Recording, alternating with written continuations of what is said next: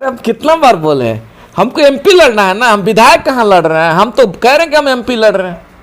नहीं भेजिएगा, छोड़ेंगे नहीं, हम लोग लड़ेंगे, चुनाव लड़ेंगे। लड़ना अपना फंडामेंटल राइट है भाई, क्यों नहीं लड़ेंगे। आप नहीं भेजिएगा ना, कोई फर्क नहीं पड़ता। वक्त के अनुसार हम चुनाव लड़ेंगे। कैसे लड़ेंगे यह समय के गर्भ में छिपा हुआ है, क्योंकि अभी समय है सामने, अब निर्णय होगा, चुनाव लड़ेंगे। तो रणनीति क्या रहेगी चुनाव लड़ने का? इंतजार करिए ना। एक ये स्वतंत्रता है, लोकतंत्र में सबकी अपनी अधिकार है। और अगर कोई ऐसा कहता है तो देख रहे हैं ना, सिवान में 500 से लेकर 800 फीस लग रहा है कि नहीं डॉक्टर लोगों के पास, लग रहा है कोई लीडर आवाज उठाए, सवाल उठाए, आखिर ऐसा क्यों? कोई मापदंड नहीं है। 15 दिन पे 500 लग रहा है, 10 दिन पे 800 लग रहा है, 20 दिन पे 1000 लग रहा है फी। तो चर्चा अगर करने की बात आती है तो सभी मुद्दाओं पे चर्चा होना चाहिए। हम तो ये कहना चाहते हैं, आप करवा लीजिए ना चर्चा। हम तो कहना चाहते हैं बैठा के चर्चा करवा लीजिए, मुद्दाओं के आधार पर चर्चा करवा लीजिए। आपकी बात स्वीकार है, हमारी भी जो बात है उनको भी तो सुन लिया जाए। अगर सिद्धांत से समझौता करते तो पहली बात समझ लीजिए कि सारा मामला रफा दफा होता है। और वह जो लोग ये बात कहता है उनके आका कहाँ हैं, जरा देख तो लीजिए। वह लोग भी तो बदलते रहते, गुलटियां मारते रहते हैं, कभी जदयू, कभी राजद, कभी इनके साथ गठबंधन, कभी उनके साथ। तो उन नहीं दिखता है उन लोगों को। अभी हमारे साथ जिला मुखिया संघ अध्यक्ष अजय भास्कर चौहान मौजूद है। आइए हम इनसे कुछ बातचीत करेंगे। मुखिया जी, सबसे पहले तो बहुत बहुत स्वागत है। स्काई लाइव के तमाम फॉलोअर्स को मेरे तरफ से प्रणाम सलाम, सबका अभिनंदन, सबका बहुत बहुत आभार। मुखिया जी, देखा जाए तो बहुत कम समय बच चुका है लोकसभा चुनाव को लेकर के, और ऐसा में काफ़ी लोग आपके वीडियो में कमेंट करते हैं कि 2025 में जीरादेई से आप विधायक का चुनाव लड़ेंगे। अरे हम कितना बार बोले हैं, हमको एमपी लड़ना है ना, हम विधायक कहाँ लड़ रहे हैं। हम तो कह रहे हैं कि हम एमपी लड़ रहे हैं। हैना साहब के सिपाही के रूप में हैं जी, और हमारी नेत्री यहाँ से लोकसभा जब जाएंगी तो हम लोग एमपी हुए ना, हम लोग एमएलए के चक्कर में नहीं है। आप एमपी का चुनाव लड़िएगा? लड़ ही रहे हैं ना, हम तो कह ही रहे हैं, हम तो रोज चिल्ला, जब आप लोग पूछते तो हम कहते हम तो एमपी का चुनाव लड़ रहे हैं। भाई हमारी नेता जब एमपी बन के जाएंगी, वो लड़ाई हम लोगों की लड़ाई है, इसमें कहीं दो राय है कि उनकी जीत हमारी जीत नहीं होगी। तो क्या उनकी जीत हमारी जीत होगी प्रथम। द्वितीय 2025 जब आएगा तो 2025 के व्यवस्था में एमएलए कोई जरूरी नहीं है कि एमएलए ही लड़के हम कल विधानसभा में जाएंगे। उसके बाद भी बहुत सारा रास्ता है। आप लोगों का मोहब्बत मिला, तमाम हमारे नेता जब ताकत बढ़ेगा तो उनके ताकत से हम चले जाएंगे ना, घबराने की जरूरत नहीं है। हम जाएंगे, पहले हमारी नेता तो दिल्ली पहुंचे, जैसे वो दिल्ली पहुंचेंगे हम लोग भी दिल्ली पहुंच जाएंगे। हम पटना की बात करें, हम दिल्ली पहुंचने की हम सपना देख रहे हैं। पटना नहीं, अब आपको दिल्ली जाना है। बार बार कह रहे हैं कि हमारी नेत्री दिल्ली जाएंगी और हम लोग दिल्ली जाएंगे। उनका ताकत हम लोगों का ताकत होगा, और जब उनका ताकत बढ़ेगा तो निश्चित हम जैसे साधारण से सिपाही, हम जैसे साधारण से कार्यकर्ता का ताकत बढ़ जाएगा। मुखिया जी, देखा जाए तो मतलब मैडम का अभी तो कोई निर्णय नहीं है, अभी तो कोई ना पार्टी में जा रही है ना कोई अपना पार्टी बना भी रही है, तो इसको लेकर क्या कुछ, क्योंकि आपने बयान दिया था कि इंतजार करिए अब कल के बाद। चूंकि वह परिवार एक सामाजिक परिवार है, वह परिवार एक राजनीतिक परिवार है, तो जो परिवार सामाजिक और राजनीतिक रहा है कैसे अलग जाएगा राजनीति से, संभव है। और उसकी मजबूरियां है कि उनके लोग अपने नेता को ये हर वक्त कह रहे हैं कि आप एक कदम आगे निकलिए, और अपने लिए नहीं, हम जैसे लोगों के लिए एक कदम आगे निकलिए। तो जब एक कदम आगे निकलेंगी तो निश्चित कुछ नया होगा। अब इंतजार किया जाए कौन सा नया होगा, क्योंकि यह तो लीडर, यानी देखा जाए तो बिहार के राजनीति में भूचाल फिर से नया मैडम लाएंगे। अरे बिहार में उनका ताकत है जी। तो जिसका ताकत है स्वाभाविक कि जब एक कदम निकलेंगे तो हिलने लगेगा, पूरा सिस्टम हिलेगा। अब मेरे चाहने से हिलने वाला है। कई गो लोग हमको जानता है जी, 5 गो लोग हमको जानने वाले लोग। हमारी क्या वजूद है, हमारी क्या हैसियत है, हमारी क्या औकात है, लेकिन हमारे नेता का जो हैसियत और जो औकात है, जिस प्रकार उनके चाहने वाले फॉलोअर्स पूरे बिहार में हैं, वो निकलने के बाद से सियासत में नया कद दिखेगा, कहने वाली बात है। और हम लोग केवल यही तक नहीं, हमारी नेत्री बिहार के दौरा में निकलेंगे, इंतजार करिए। उन्होंने जी, देखा जाए तो आप कहते हैं कि हम साबुद्दीन साहब के एक सच्चे सिपाही हैं। अच्छा, आज आखिर आप उनके साथ ही क्यों जाना पसंद किया? नहीं, हम लोग साथ थे जी, साथ थे। इससे पहले भी हम लोग साथ थे, ऐसा नहीं कि आज हम लोग थे जी। इससे पहले साथ थे। 2019 के चुनाव में जब हम लोग चुनाव हार चुके थे, उसी समय हम लोगों ने कहा कि हम लोगों के ताकत के लिए, हम लोगों में बहुत उदासी थी जी। नेता ने बहुत प्रयास किया था, हैना साहब एक महिला होकर के, और मतलब कंटिन्यू हमको लगता है 2009 से जब पहली बार उन्होंने लोकसभा का चुनाव लड़ा, और 2009 के बाद से हर वक्त उन्होंने क्षेत्र में निकलकर मालिकों के सुख दुख में जाने का कार्य किया है। तो जो व्यक्ति 10 साल 12 साल से लोगों के गांव में घूमना, लोगों के सुख दुख में आना जाना, तो हमारे नेता ने जो इतना मेहनत किया था और उस मेहनत का रिजल्ट 2019 में जब हम लोग को नेगेटिव मिला तो हम लोगों को मायूसी लगा था, हम लोग मायूस हुए थे। कहीं ना कहीं कमियां होगी, बता रहे हैं ना, हारना जीतना तो एक ही सिक्के का दो पहलू है, कोई हारता है कोई जीतता है। कमी ढूंढा जाए तो अब कौन सा कमी रह गया, किस वजह से हार हुई, कौन सा ऐसा मूवमेंट बना, तो तमाम सारा बहुत बिंदु है।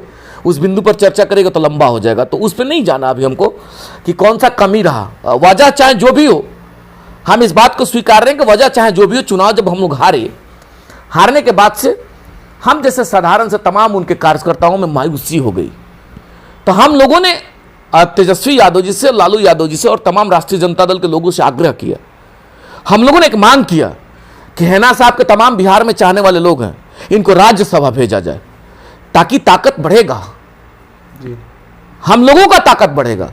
तो ये मांग उठने लगा पूरे बिहार से, और मांग जब उठने लगा तो हम लोग को यह उम्मीद जगा कि बिहार से हैना साहब राज्यसभा जाएंगे, लेकिन नहीं हुआ, स्थिति अनुकूल नहीं रहा, नहीं हुआ। तो थोड़ा सा तो परेशानी हम लोगों को हुआ। तो हमारे नेता का ताकत बढ़ने में जितना हम लोग हो सकता है, आज भी हैं, कल भी रहेंगे और परसों भी करते रहेंगे। इस वजह से हम लोग उस परिवार के साथ आज भी मजबूती के साथ खड़ा। मुखिया जी, आप अपने एक दिया था बयान, उसमें साफ तौर पर कहा कि साहबुद्दीन साहब जो भी थे कितनों को एमएलए बनाए, कितनों को एमपी बनाए, लेकिन अभी तक हिना साहब को मतलब एक भी बार एमपी नहीं बनाए। देखिए, उनका एक अलग सिद्धांत था ना, साहब का एक अलग सिद्धांत था। इस बात को समझने की जरूरत है, और सब लोग कहता है, पक्ष और विपक्ष सभी लोग इस बात को स्वीकारता है। वो कभी अपना नहीं सोचे थे समाज के लिए, और देखिए ना, उनकी जान भी चली गई, लेकिन सिद्धांत से कभी उन्होंने समझौता नहीं किया। अब अलग बात है कि इस दल और इस दल के शीर्ष के लोग उन चीजों को नहीं याद रख रहे हैं, उनको ऐसा नहीं लग रहा है कि उस परिवार के साथ अन्याय हो रहा है, उस परिवार को ताकत दिया जाए, तो अब जो उनको लगे। लेकिन साहब ने कभी ऐसा नहीं कहा, साहब कभी सिद्धांत से अलग नहीं हुए, और उनका एक अलग सिद्धांत था। अगर वो चाहते तो अपने भाई को भी एमएलए बना दिए होते, वो चाहते तो हैना साहब को बना दिए होते, वो चाहते तो राज्यसभा भेज सकते थे। उस समय जो ताकत था, उनका जो कद था, आज भी वह कद बना हुआ है। वो चाहते, जिसको चाहते उसको विधान परिषद, विधानसभा और लोकसभा भेज सकते थे।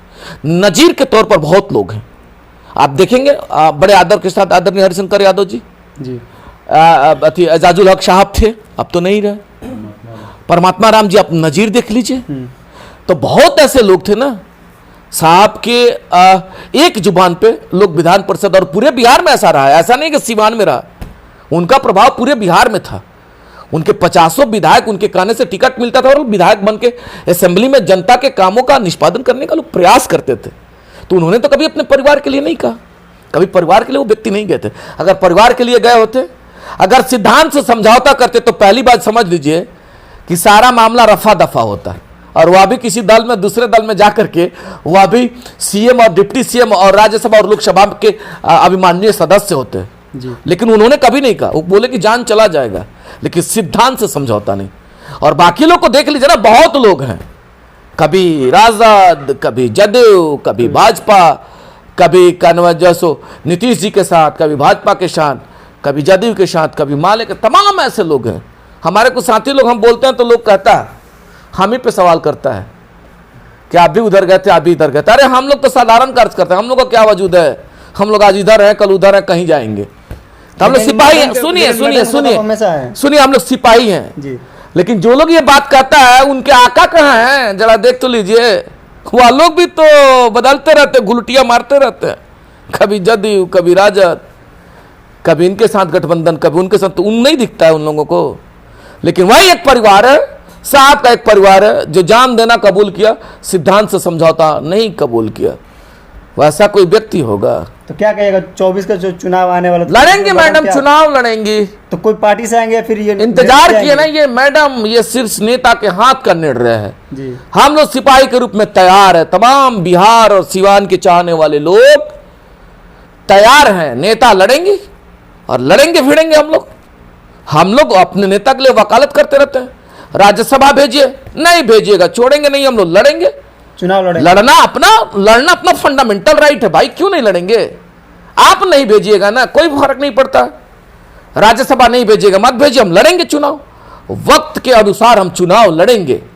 कैसे लड़ेंगे यह समय के गर्भ में छिपा हुआ है, क्योंकि अभी समय है सामने, अब निर्णय होगा, चुनाव लड़ेंगे। तो रणनीति क्या रहेगी चुनाव लड़ने का? इंतजार करिए ना, एक ही रणनीति है, सिंपल एक रणनीति है। उनके चाहने वाले लोगों की संख्या ज्यादा है, उनका मोहब्बत मिलेगा, चुनाव जीतेंगे। एक ही रणनीति, संख्या ज्यादा है, लेकिन देखा जाता है, लेकिन 3-3 बार मैडम अब चुनाव हार गए हैं, लेकिन फिर भी क्या वजह है? परिस्थितियां ऐसा हो जाता है। कभी कभी देखे हैं, अब माननीय मुख्यमंत्री जी को जरा लीजिए ना, कौन सा जगह से चुनाव लड़ते हैं, बता दीजिए ना, कौन सा जगह से चुनाव लड़ते हैं?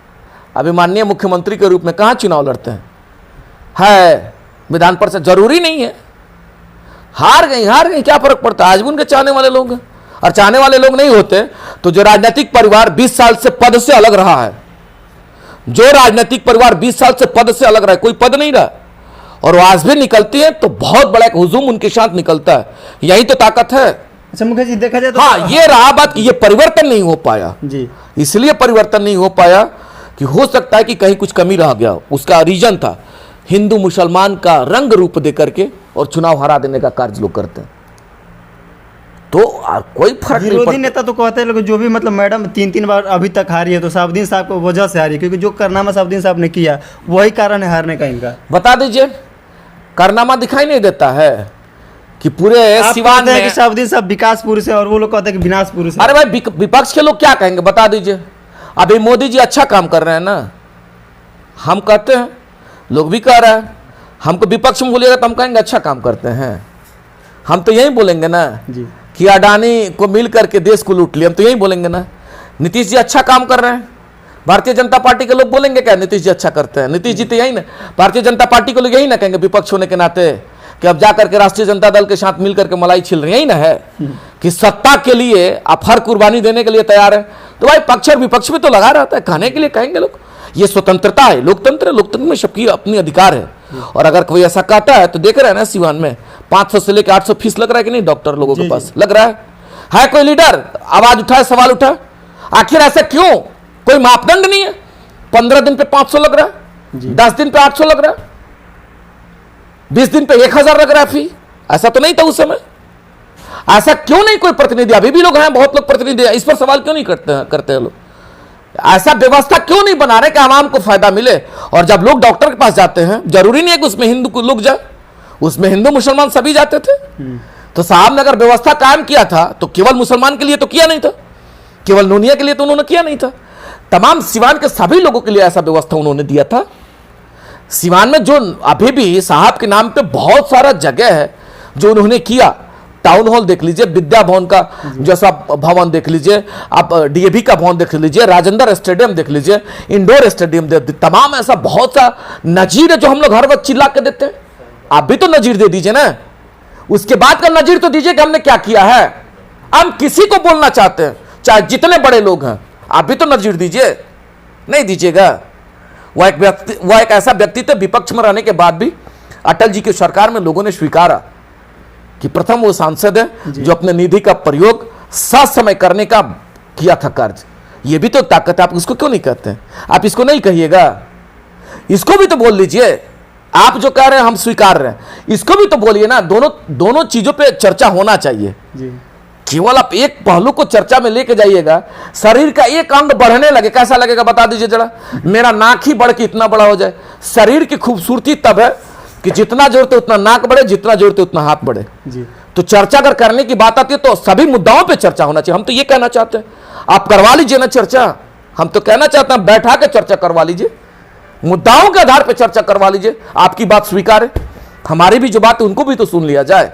तो ये साहब का कद रहा है, और आज भी उनके चाहने वाले लोग यहां से लेकर के देश प्रदेश विदेशों में हैं। तो उन लोगों से और क्या- डर से नहीं है, मोहब्बत से, प्रेम से। जी। हिंदू समाज के लोग भी, मुसलमान समाज के लोग, जो अपना खाते हैं, अपना लगाते हैं और तब जाकर के गाते हैं। ये ताकत बना अच्छा हुआ है। मुखिया जी, देखा जाए तो जो रामनवमी का जो त्यौहार था, ओसामा साहब के माध्यम से काफी जो लोग, जो प्यासे लोग थे, उनको पानी पिलाने का रमजान में काम किया गया था। तो ये कैसा पहल रहा और है? श्यामा साहब ने जो कार्य किया था काबिले तारीफ है। जी। हम तो उनका कोटि कोटि अभिनंदन करते हैं वैसे नौजवान का, काफी जो अच्छा संदेश गया समाज में। बेहतर सोच के नजीर, यही तो नजीर है। सोसाइटी में रिप्रेजेंट करने वाले लोग नजीर के रूप में प्रस्तुत होते हैं। जरूरी नहीं है कि रोज जाकर के सभी जगह काम करें वैसा, लेकिन वो लोग जो समाज में जो है सो अगले पायदान पे स्थापित है, जैसे बाबू ओसामा ने जो काम किए, बेहतरीन नजीर गया ना सोसाइटी में कि हम भी एक कदम निकलेंगे। लेकिन अब हाँ, हमारे जैसे हिंदू भाई के लिए एक कदम अगर वह एक बोतल पानी लेके खड़े थे, हम लोगों का भी दायित्व बनता है कि मुसलमान भाई के लिए एक कदम एक बोतल लेके खड़ा हो जाए, ऐसा सभी लोग करें। हम तो कहना चाहते हैं ऐसे सोसाइटी के सभी मुख्य धारा के लोग जो मुख्य सेंटर में बने हुए सब लोग ऐसा करें, समाज में भाईचारगी बढ़ेगी, समाज में मोहब्बत और प्रेम बढ़ेगा, हम तो यही चाहते हैं। और जिस परिवार में भाईचारगी और प्रेम नहीं हो उस परिवार में रौनक नहीं है। जिस समाज में भाईचारगी और प्रेम नहीं हो उस समाज में रौनक नहीं है। जिस जिला में मोहब्बत और प्रेम नहीं है दूसरे में, उस जिला का कोई चार्मिंग नहीं है। हम तो चाहते हैं सिवान जिला के सभी नौजवान, जिस प्रकार से ओसामा साहब ने जो नजीर दिया, जो उन्होंने नजीर पेश किया, हम चाहते हैं सभी लोग एक कदम निकलकर वैसा कार्य करें ताकि एक दूसरे में मोहब्बत बढ़े। अच्छा मुखिया जी, अंत सवाल ये रहेगा कि तमाम दर्शकों से क्या कुछ आप अपील करना चाहिएगा? जो भी अभी कल तो त्योहार है, जी। अपील करना चाहते हैं सभी हिंदू और मुसलमान तमाम सभी लोगों से अपील करना चाहते हैं कि एक दूसरे का सहयोग करते हुए उस त्यौहार को बेहतर तरीका से बनाएं, सादगी के साथ कल के त्यौहार को बेहतर तरीका से मनाएं। और आपका एक सवाल बचा हुआ था कि 2024 के लिए आप क्या अपील करना चाहते हैं? मालिकों से अपील करना चाहते हैं कि साहब ने अगर कहीं आपके लिए एक कदम सुख दुख में आपके खड़ा हुए थे तो जरूरत है ना साहब के लिए एक कदम खड़ा हो जाइए, तब जाकर के समाज में सामाजिकता स्थापित होगा, तब जाकर के समाज में इक्वलिटी आएगी, तब जाकर के यह दिखेगा कि अगर वह परिवार आपके लिए कदम खड़ा था तो उस परिवार के लिए एक कदम आप खड़ा हो जाइए। और 2024 में हम लोग लड़ेंगे, मजबूती के साथ लड़ेंगे और लड़ेंगे, जीतेंगे और यहाँ से हमारी नेतृत्व दिल्ली जाएंगे। हम लोग तो ये चाहते हैं और ये अपील हम लोग करना चाहते हैं। चलिए, तो ये खबर आप स्काई लाइव न्यूज़ बिहार पर देख रहे थे, तो यह खबर देखने के लिए तमाम दर्शकों को बहुत बहुत धन्यवाद।